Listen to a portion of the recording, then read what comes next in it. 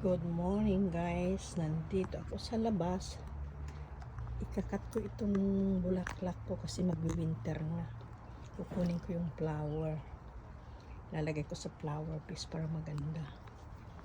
Ayan. Kasi pag mag-winter mamamatay na ito, pero ipapasok ko pa rin sa loob ng bahay para next year. Ayan. Kakat natin, magkakat tayo ng bulaklak nito. Ayan.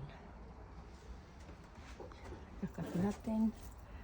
Ayan, magkakat tayo ng bulaklak.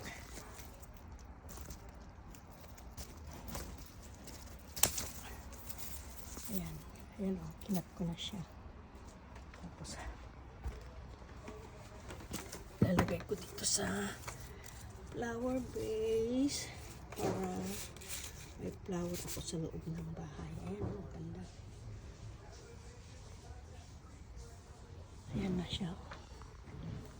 Ayan, healthy pa rin ang mga bulaklak ko dito sa backyard. Ayan, healthy pa rin sila. Mag-winter na, mamamatay na ito. Ayan. Ayan, naglinis ako ng backyard. Tinanggal ko na yung mga ibang halaman. Ayan, malinis na. Next ano na lang, next week ikakat ko yung apple tree. Yan yung apple tree na yan.